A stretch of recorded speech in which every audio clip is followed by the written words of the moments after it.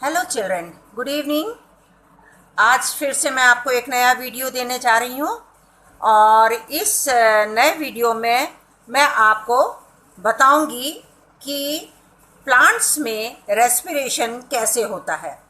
जिस तरह से एनिमल्स में रेस्पिरेशन ऑक्सीजन इनहेल करते हैं और उसके बाद कार्बन डाइऑक्साइड छोड़ते हैं, इस तरीके से मतलब ऑक्सीजन ब्रीदिंग के द्वारा अंदर करना और उसके बाद रेस्पिरेशन, जब हमारे बॉडी के अंदर जा कर के सेल्स के अंदर रेस्पिरेशन होता है, फूड बर्न किया जाता है, ये मैं आपको पहले पढ़ा चुकी हूँ और उससे जो एनर्जी निकलती है वो ही रेस्पिरेशन कहलाती है। ठीक है ना। तो ये जो है अब मैं आपको प्लांट्स में बताने जा रही हूँ कि प्लांट्स के अंदर रेस्पिरेशन कैसे होता है। प्लांट्स भी जिस तरह से एनिमल्स जो हैं उनको एनर्जी ऑक्सीजन लेने इस प्रोसेस से होती है कि ऑक्सीजन लेके और रेस्पिरेशन होता है बॉडी में जाके, द सेम मेथड जो है, सेम प्रोसेस जो है वो प्लांट्स के अंदर भी होता है कि plants also uses of air for respiration and release carbon dioxide. यानी प्लांट्स भी एयर से ऑक्सीजन लेते हैं और कार्बन डाइऑक्साइड रिलीज करते हैं। यानी कि हम ये कह सकते हैं कि respiration in plants also involve the exchange of oxygen and carbon dioxide. तो ये ऑक्सीजन और कार्बन डाइऑक्साइड गैस को एक्सचेंज करते रहते हैं और इसीलिए हम ये कह सकते हैं कि ऑक्सीजन और कार्बन डाइऑक्साइड गैस ये दोनों के दोनों क्या कहलाती हैं? रेस्पिरेटरी गैसेस कहलाती हैं। लेकिन प्लांट्स के अंदर ये रेस्पिरेशन सिस्टम जो है एनिमल्स से 3 तरीके से डिफरेंट होता है। अब 3 तरीके से कैसे होता है डिफरेंट? कि जो जैसे all the parts of a plant like root, stem and leaves, plant के सारे हिस्से, चाहे वो प्लांट हो, चाहे वो रूट हो, चाहे वो लीव्स हो या स्टेम हो एंड लीव्स हो, ये सब जो है रेस्पिरेशन में ये इंडिविजुअली इन्वॉल्व होते हैं। यानी सब रेस्पिरेशन करते हैं, सब जगह से रेस्पिरेशन किया जाता है। लेकिन अगर हम अगर एनिमल्स में देखते हैं तो ये एनिमल्स में रेस्पिरेशन सिर्फ एक सिंगल यूनिट के द्वारा होता है। वो सिंगल यूनिट क्या होती है? सेल होती है। कि मतलब ब्लड जो है वो रेड ब्लड कॉर्पल्स जो होते हैं वो ऑक्सीजन को लेके हमारे टिश्यूज़ में जाते हैं, जहाँ सेल में जा कर के, और वहाँ पर रेस्पिरेशन सिस्टम प्रोसेस चलता है ना। तो इस तरीके से अब दूसरी चीज़ क्या है? During the respiration in plants there is a little transport of respiratory gases from one part of the plant to the other. Plants में क्या होता है, इनका जो प्रोसेस होता है वो थोड़ी मात्रा में प्रोसेस चलता है रेस्पिरेटरी का। जो गैसेस जो होती है एक पार्ट से और दूसरे पार्ट में धीरे धीरे करके जाता है। और जबकि हम ये देखते हैं कि एनिमल्स में क्या होता है, रेस्पिरेटरी गैसेस जो होती है पूरे उनको लॉन्ग डिस्टेंस में जाना पड़ता है, लंग से लेकर के पूरी होल बॉडी में मूव करना पड़ता है। तो क्या करता है कि ये क्या होता है, transported over long distance inside the animal during respiration. Respiration के वो एनिमल की बॉडी, पूरी बॉडी के अंदर ये लॉन्ग डिस्टेंस को कवर करता है। अब हम थर्ड पॉइंट क्या है, ये डिफरेंसेस है ना रेस्पिरेटरी इन प्लांट्स और एनिमल्स में। अब प्लांट्स में रेस्पिरेशन का क्या होता है? The third point is the respiration in plants occurs eight a slow rate. जो रेस्पिरेशन प्लांट्स के अंदर होता है वो बहुत ही धीमे धीमे होता है, और जबकि एनिमल्स के अंदर जो रेस्पिरेशन होता है वो बहुत तेज़ी से होता है। क्यों? क्योंकि एनिमल्स जो हैं, हम लोग एक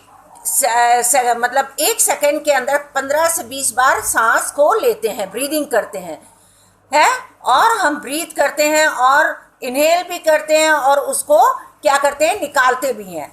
यानी ऑक्सीजन हम लेते जाते हैं और कार्बन डाइऑक्साइड गैस छोड़ते जाते हैं। तो इस तरीके से जो एनिमल्स होते हैं उनमें रेस्पिरेटरी सिस्टम जो होता है वो तेज़ी से होता है, लेकिन प्लांट्स में ये धीरे धीरे इसका प्रोसेस चलता है। अब देखिए रूट्स के अंदर रेस्पिरेशन कैसे होता है?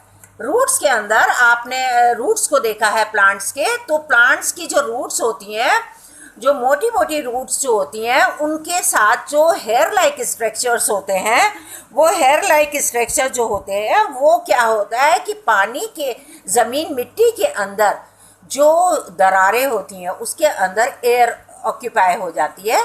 उस एयर में से ये ऑक्सीजन जो होते हैं वो अपने अंदर सोखते हैं, और सोख करके ये क्या करते हैं, इसको प्लांट को पास करते हैं। धीरे धीरे ये प्रोसेस चलता रहता है। So the extension of the cubidermal cells of a root are called root hair. The root hair are in contact with the air in the soil. ये एयर से कैसे कांटेक्ट होती है? ये सॉइल के अंदर कनेक्ट हो जाती है, और सॉइल में से जो उसके अंदर मिट्टी के अंदर जो ऑक्सीजन जो रहता है वो उसको ये अपने अंदर सोख लेती है। और इस तरीके से thus the respiration in roots occurs by the diffusion of respiratory gases या oxygen and carbon dioxide through the root hairs.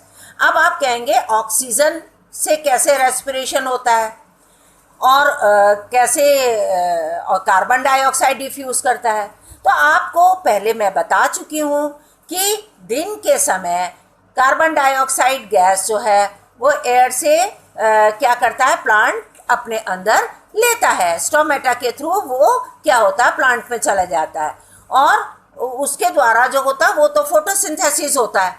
ठीक है ना, कार्बन डाइऑक्साइड गैस तो रेस्पिरेशन में काम नहीं आती है, लेकिन क्या होता है वो फोटोसिंथेसिस के काम आती है। और ऑक्सीजन जो होता है थोड़ी मात्रा में दिन के समय जो है वो क्या होता है, प्लांट्स के अंदर उसके स्टेम में, उसके ब्रांचेस में, और उसके जो वो होते हैं लीव्स में, स्टोमेटा जो होते हैं, उनके थ्रू जो है ऑक्सीजन उस प्लांट्स के अंदर डिफ्यूज़ हो जाती है, अंदर जाती है, और जाके और रूट्स भी जो करती हैं, रूट्स क्या करती हैं, ऑक्सीजन को सॉइल में से लेकर के प्लांट्स को धीरे धीरे ये प्रोसेस चलता है, और वहाँ पर जो ग्लूकोज होता है वो बर्न होकर के और उससे भी एनर्जी गेन होती है। जो कि एनर्जी निकलती है वो क्या होता है, वो प्लांट्स को मिलता है, जो कि उसके रेस्पिरेशन में काम आता है, उसको एनर्जी मिलती है, उसका फूड बर्न होता है, और जो उसके बर्न होने से जो कार्बन डाइऑक्साइड गैस होती है वो उसको डिफ्यूज कर देता है प्लांट। और रात के समय क्या होता है, रात के समय जब कार्बन डाइऑक्साइड गैस, क्योंकि रात में तो फोटोसिंथेसिस होता नहीं है, तो रात में क्या होता है कि रात के समय तो ऑक्सीजन प्लांट लेता है और कार्बन डाइऑक्साइड अपनी बॉडी से बाहर निकाल देता है, और जितनी ज़रूरत होती है उतने ही का यूज़ करता है प्लांट के अंदर, और बाकी बाहर निकाल देता है। और इसी तरह ऑक्सीजन जितनी प्लांट को आवश्यकता होती है उतने अपने अंदर सोख लेता है। और ये कैसे सोखता है? अब देखिए, जड़ों में तो मैंने आपको बताया हेयर लाइक स्ट्रक्चर्स होते हैं, है ना। वो हेयर लाइक स्ट्रक्चर्स जो होते हैं वो क्या करते हैं, ज़मीन में से मिट्टी के बीच में जो ऑक्सीजन जो हवा रहती है उसको सोख लेते हैं। आपने देखा होगा, लेकिन जो तने होते हैं, तनों में कैसे होता है? तनों के अंदर क्योंकि बार्क्स जो होते हैं वो तो हार्ड होते हैं मोटे पेड़ के, और उनके अंदर तो उनकी सेल तो ओपन हो नहीं सकती, तो उसके बीच बीच में आपने देखा होगा पेड़ों के बीच में जो उनके बार्क होते हैं, तने के बीच में कहीं कहीं पे गांठें सी बनी होती है, और वो गांठ जो होती है वो गोल गोल होती है, जो एक तरफ से खुली रहती है, मतलब ऐसा लगता है कि उसमें जैसे जगह है उसके अंदर, और उसी में से क्या करती है ऑक्सीजन जो है वो ये इनहेल कर लेते हैं ब्रांच, समझ में ये स्टेम जो होते हैं ऑक्सीजन इनहेल कर लेते हैं, और अपने अंदर डिफ्यूजन होता है उसमें ऑक्सीजन का, और ऑक्सीजन अंदर जाके जितना उसको यूज़ होना होता है वो अपना पूरे प्लांट में और वो पास ऑन होती है। धीरे धीरे प्रोसेस चलता है इसके अंदर, प्लांट के अंदर रेस्पिरेशन का। इस तरीके से प्लांट्स में रेस्पिरेशन होता है। लेकिन जो ग्रीन प्लांट्स होते हैं, जिनकी मुलायम तने होते हैं, मुलायम ब्रांचेस होती हैं, वो क्योंकि वो ग्रीन होते हैं तो उसमें जो होता है उसमें स्टोमेटा उसमें होता है और वो स्टोमेटा खुल जाता है और इस तरीके से ऑक्सीजन जो होता है उसका डिफ्यूजन हो जाता है उसके अंदर। और रात में के समय क्या होता है, कार्बन डाइऑक्साइड होता है और ऑक्सीजन आउट होता है और कार्बन डाइऑक्साइड इन होता है। आ गया ना समझ में? तो अब रेस्पिरेशन इन लीव्स कैसे होता है? लीव्स के अंदर मैं पहले ही आपको समझा चुकी हूँ लीव्स के अंदर रेस्पिरेशन कैसे होता है। लीव्स के अंदर पीछे लीव्स के पत्तियों में छोटे छोटे पोर्स होते हैं, जिन पोर्स को हम स्टोमेटा कहते हैं, और वो स्टोमेटा जो होते हैं उनमें से वो क्या होता है, कार्बन डाइऑक्साइड गैस दिन में वो लेता है और रात के समय ऑक्सीजन लेता है। तो इस तरीके से लीव्स के अंदर होता है। तो photosynthesis occurs only during the day time.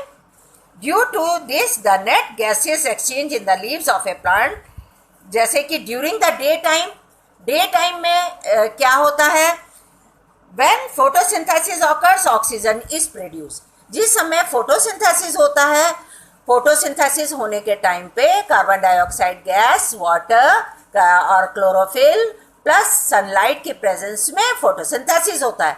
जिस समय फोटोसिंथेसिस होता है तो ऑक्सीजन प्रोड्यूस होता है उसमें। जिस तरह से रात के समय कार्बन डाइऑक्साइड गैस जो रात के समय कार्बन डाइऑक्साइड गैस पैदा होती है जिसको बाहर निकाल दिया जाता है। दिन के समय जब कार्बन डाइऑक्साइड अपना प्रोसेस करती है फोटोसिंथेसिस के द्वारा तो ऑक्सीजन प्रोड्यूस होता है। और ऑक्सीजन को, क्योंकि प्लांट दिन के समय ऑक्सीजन का यूज नहीं करता, वो उसको बाहर निकाल देता है और डिफ्यूजन हो जाता है। और इस तरीके से हम देखते हैं the leaves use some of this oxygen for respiration and the rest of oxygen diffuses out into air. उसमें से थोड़ी ऑक्सीजन रेस्पिरेशन के लिए प्लांट्स यूज कर लेता है और बाकी की जो ऑक्सीजन होती है प्लांट जो होता है वो डिफ्यूज कर देता है। ये कब होता है? ये डे टाइम में होता है। अब नाइट में क्या होता है? At night, when no photosynthesis occurs and hence no oxygen is produced, oxygen from air diffuses into leaves to carry out respiration. उस समय, जिस समय रात के समय ऑक्सीजन कोई फोटोसिंथेसिस नहीं होता, उसके अंदर ऑक्सीजन नहीं बनता, उस समय हवा में से लीव्स जो हैं और स्टेम्स जो हैं वो ऑक्सीजन गैस को अपने अंदर ले लेते हैं और डिफ्यूजेस होता है लीव्स के अंदर। और ये प्रोसेस जो रेस्पिरेशन का प्रोसेस है रात के समय चलता है। And carbon dioxide produce by respiration diffuses out into air. और जो रेस्पिरेशन के द्वारा कार्बन डाइऑक्साइड प्रोड्यूस होती है उसको क्या करते हैं, उसको बाहर निकाल दिया जाता है। आगे समझ में? So the net gas exchange in leaves at night is oxygen diffuses in and carbon dioxide gas diffuses out. It means O2 diffuses in, यानी कि ऑक्सीजन अंदर ली जाती है और कार्बन डाइऑक्साइड गैस जो होती है वो बाहर डिफ्यूज कर दी जाती है। व्हेन? किस समय? रात के समय। और दिन के समय क्या होता है? दिन के समय कार्बन डाइऑक्साइड गैस अंदर प्लांट्स के द्वारा ली जाती है और ऑक्सीजन को जितनी मात्रा में प्लांट को आवश्यकता होती है उतना अपने लिए रख लेता है और बाकी जो एक्स्ट्रा ऑक्सीजन होती है उसको एयर में डिफ्यूज कर देता है। आगे समझ में? तो लीव्स में, रूट्स में, स्टेम में आपको मैं पता चल गया। अब देखिए कि रेस्पिरेशन एनिमल्स में कैसे होता है। समझ में आ गया? एनिमल्स में भी respiration, different animals have different modes of respiration. अब अलग अलग जगह के जो एनिमल्स होते हैं वो मतलब अलग अलग प्रकार के एनिमल्स अलग अलग तरीके से सांस लेते हैं या रेस्पिरेशन उनके अंदर होता है, ब्रीदिंग और रेस्पिरेशन चलता है। अब कैसे? जैसे कि यूनिसेलुलर एनिमल्स होते हैं। अब यूनिसेलुलर एनिमल्स में मैंने आपको पहले ही बताया था अमीबा है और अमीबा है, ये है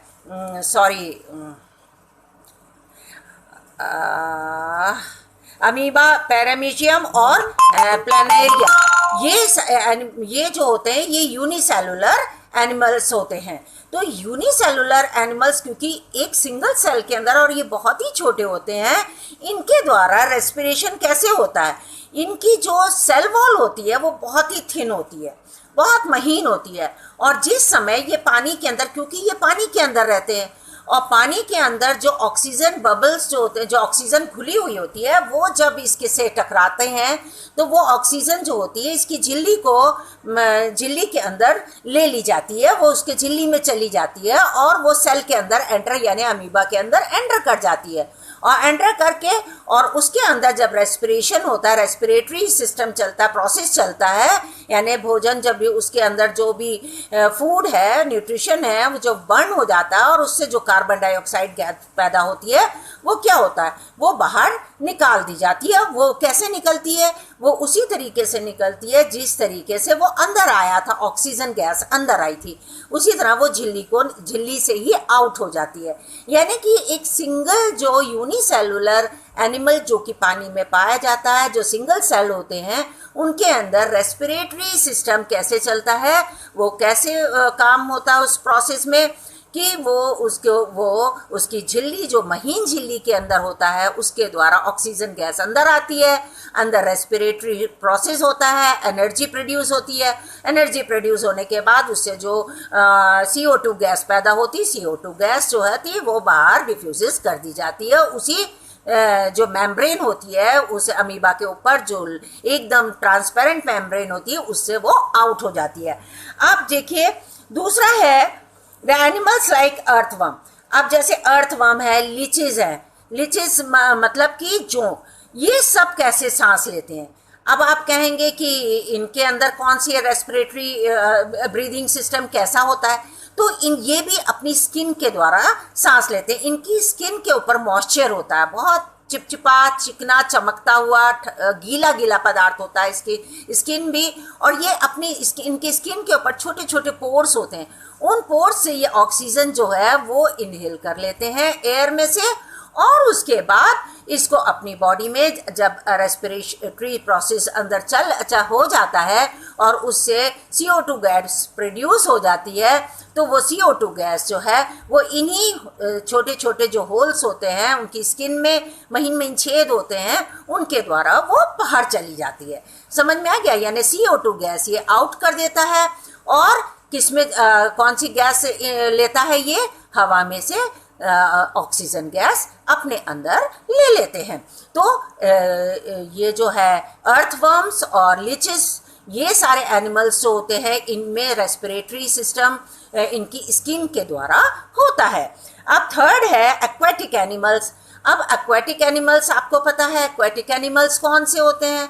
those animals which live in water, जो पानी के अंदर रहते हैं। अब पानी के अंदर रहने वाले तो लंग से तो सांस लेते नहीं है, जैसे फिश है, प्रॉन्स है, मसल्स हैं, ये सब जो हैं ये किससे सांस लेते हैं? ये गिल्स से लेते हैं। और गिल्स क्या होता है?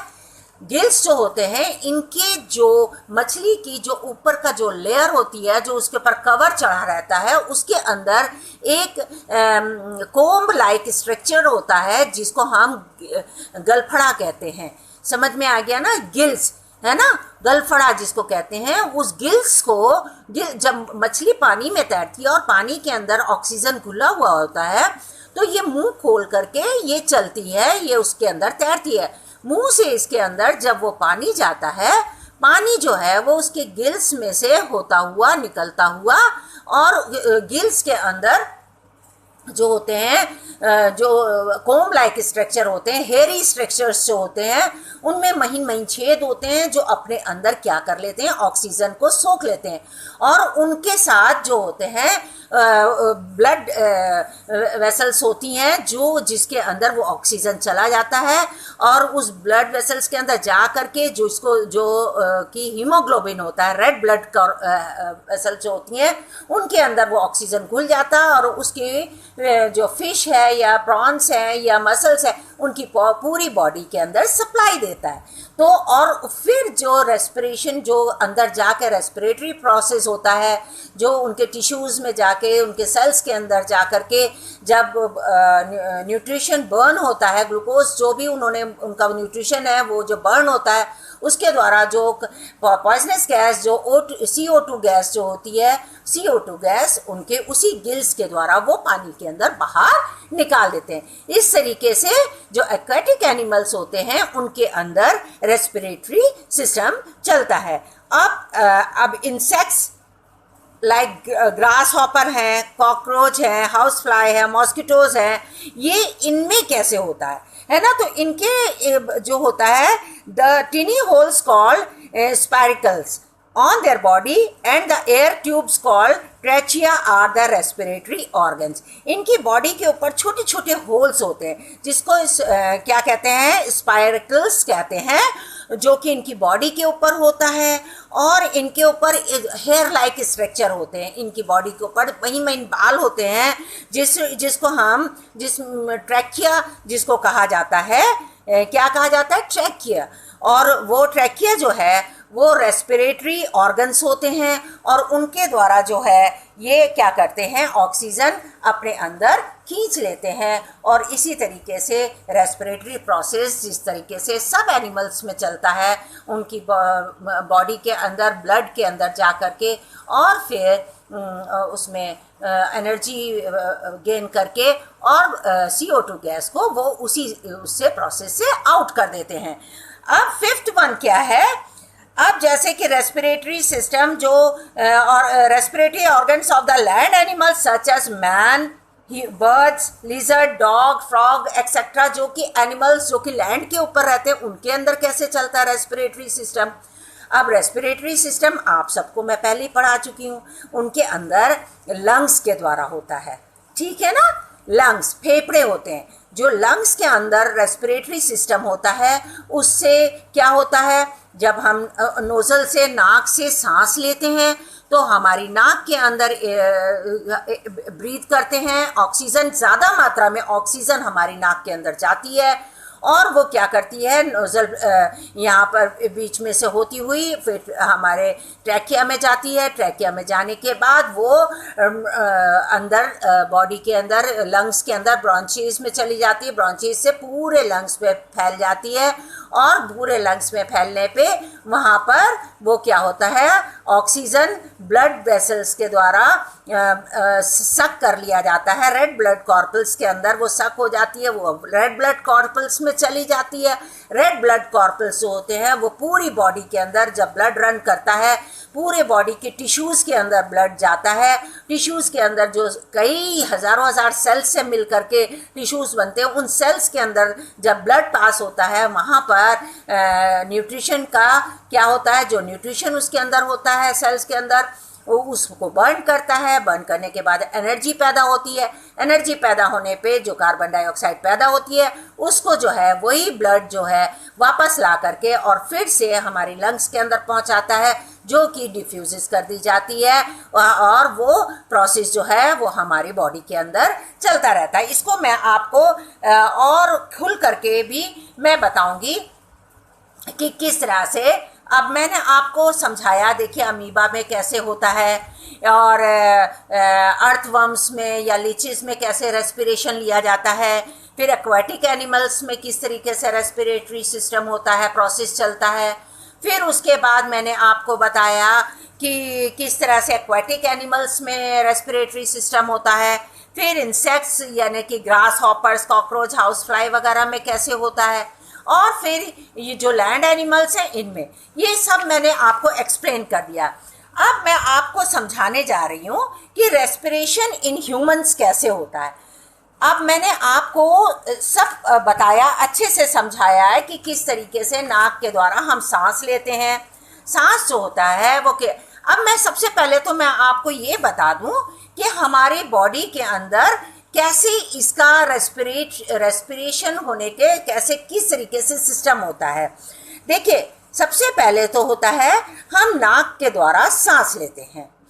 सांस जब हम लेते हैं तो हम जब एयर हमारी नोज में जाती है, नोजल में से होकर के नोजल पैसेज होता है। नोजल पैसेज कहाँ पर होता है? नोजल पैसेज हमारी नाक में होता है, जो कि हमारे अंदर हलक तक जाता है। और नोस्ट्रिल्स के द्वारा, नोज की नोस्ट्रिल्स के, ये नोस्ट्रिल्स होती हैं, नोस्ट्रिल्स के द्वारा एयर अंदर जाती है। नोजल पैसेज से पास होते हुए वो क्या होता है, वो फेरिंक्स में चली जाती है। वहाँ से वो क्या होता है, वहाँ से वो ट्रैकिया में जाती है। किस में जाती है? वॉइस बॉक्स में जाएगी। पहले वॉइस बॉक्स में जाएगी, वॉइस बॉक्स में जाने के बाद वो ट्रैकिया में जाएगी। ट्रैकिया कह लीजिए या विंड पाइप कह लीजिए, ठीक है ना। विंड पाइप जो कि हमारे खाने की नली के साथ साथ जुड़ी रहती है, तो इसके अंदर जब वो जाती है तो एयर उसमें से होती हुई, अब ये जो ट्रैकिया जो है ये दो हिस्सों में आगे जाकर के नीचे दो हिस्सों में डिवाइड हो जाता है, ठीक है। जब ये दो हिस्सों में, इसको हम कहते हैं ब्रॉन्चेस। क्या कहते हैं? ब्रॉन्चेस। तो एक ब्रॉन्चेस जो होता है लेफ्ट लंग्स में जाता है, एक राइट में चला जाता है। दोनों तरफ में ये डिवाइड होता है। इन ब्रॉन्चेस के साथ ही जो लंग्स होता है, लंग्स जो होते हैं ये क्या है, मस्कुलर जो स्ट्रक्चर होता है, एक मस्कुलर स्ट्रक्चर होता है जिसके अंदर ये सारे के सारे जो वेन्स होती हैं, जिनको हम अलग अलग नाम से हम बुला रहे हैं, ब्रॉन्चेस है, लंग्स के अंदर फैली रहती हैं। और ये ब्रॉन्चेस जो हैं ये ब्रॉन्चियल्स में और एल्वोली में चली जाती हैं। एल्वोली क्या होता है? ब्रॉन्चेस, अब ब्रॉन्चियलो जो किसको कहते हैं? ब्रॉन्चियलो जो जैसे आपने देखा प्लांट्स के रूट्स के अंदर जैसे हेयर लाइक स्ट्रक्चर्स होते हैं, उसी टाइप से बहुत ही महीन महीन स्ट्रक्चर यानी कि वो होते हैं जिसको जो ब्रांचेस से जुड़े रहते हैं, है ना, शाखाएं सी होती हैं। और इनके आगे एक सक करने के जैसे एक स्ट्रक्चर होता है जिसको हम कहते हैं एल्वोली, जिसको एयर सैक्स कहते हैं। क्या कहते हैं? Air sacs. तो जिस समय क्या होता है, और हमारी चेस्ट के अंदर कैविटी होती है। कैविटी यानी कि एक खाली जगह होती है जिसके ऊपर जो होता है रिब्स लगी रहती हैं। रिब्स किसको कहते हैं? हमारी पसलियों को रिब्स होती हैं, जो केज लाइक स्ट्रक्चर होता है। उस केज लाइक स्ट्रक्चर के अंदर मस्कुलर एक स्ट्रक्चर होता है जिसको लंग्स कहते हैं। और लंग्स जो होता है वो मस्कुलर होता है, और उसके अंदर ये सारी की सारी जो ब्रांचेस होते हैं ये फैले रहते हैं। ब्रांचिला भी और एल्वोली एयर सैक्स बैग्स भी उसमें लगे रहते हैं चेक्स के। और ये किसके अंदर होता है? हमारे पेट में, पेट और पसली के बीच में एक ऐसे गैप, थोड़ा सा उठा हुआ एक हिस्सा होता है जिसको हम कहते हैं डायफ्राग्म, है ना। क्या कहते हैं? डायफ्राग्म। तो ये जो होती है शीट होती है जो कि एक मसल्स की शीट होती है। आ गया? तो ये जो है जब हम सांस लेते हैं तो वो एयर जो होती है, ऑक्सीजन अंदर आती है ट्रैकिया के द्वारा, और ये ब्रॉन्चेस में दोनों तरफ स्प्रेड हो जाती है, दोनों लंग्स में फैल जाती है। और इस तरह से ब्रॉन्चिलस के अंदर ये जा करके, और ये एयर सैक्स जो होते हैं, बैग्स जो होते हैं, वो जो है उनसे जो है ब्लड सेल्स, जो ब्लड जो वेसल्स जो होते हैं वो उसमें से ऑक्सीजन को अपने अंदर सोख लेते हैं। और ये रेड ब्लड कॉर्पल्स होते हैं जो कि अपने अंदर ऑक्सीजन सोख लेते हैं और वो पूरी ब्लड बॉडी में टिश्यूज़ में सप्लाई देते हैं। और फिर क्या होता है, उसी तरीके से जिस तरह से ऑक्सीजन हमारी बॉडी के अंदर जाती है, उसी तरीके से कार्बन डाइऑक्साइड गैस जो है वो फिर वापस आती है और आ करके इन्हीं एयर सैक्स के द्वारा कार्बन डाइऑक्साइड गैस उसमें से वापस ले ली जाती है, और जो हम बाहर सांस के द्वारा निकाल देते हैं। अब जब हम सांस लेते हैं तो सांस लेते समय हम तेज सांस खींचते हैं, और जब सांस तेज अंदर लेते हैं तो हमारा चेस्ट जो है वो फूल जाता है। कैसे फूलता है हमारे, क्योंकि जब अंदर एयर भरी जाती है तो हमारे लंग्स के अंदर एयर पूरी फिल हो जाती है, जिससे कि हमारा चेस्ट जो है वो फैल जाता है। और वो जब उसके अंदर से ऑक्सीजन जब पूरा ले लिया जाता है, ब्लड के अंदर मिल जाता है, फिर जब कार्बन डाइऑक्साइड गैस वापस आती है तो हम जो सांस फेंक छोड़ते हैं तो हम रिलैक्स हो जाते हैं, हमारा चेस्ट और हमारा जो सीना जो है और जो डायफ्राम है वो जो है वो हमारा अंदर हो जाता है। और इस तरीके से हम देखते हैं कि किस तरीके से हमारा सांस फूलता है, फिर पिचकता है हमारा सीना।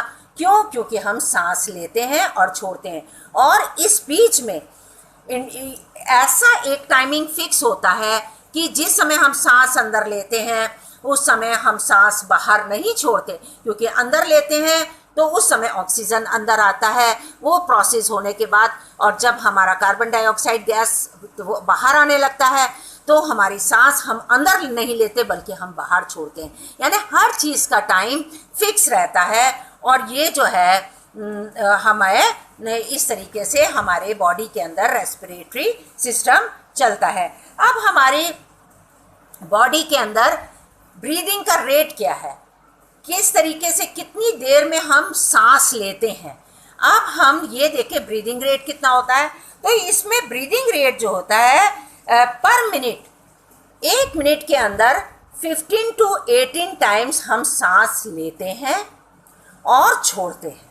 समझ में आ गया ना, पर मिनट ऐसे लेते हैं, जो कि ऑटोमेटिकली हमारे ब्रेन के द्वारा कनेक्टेड होता है और वो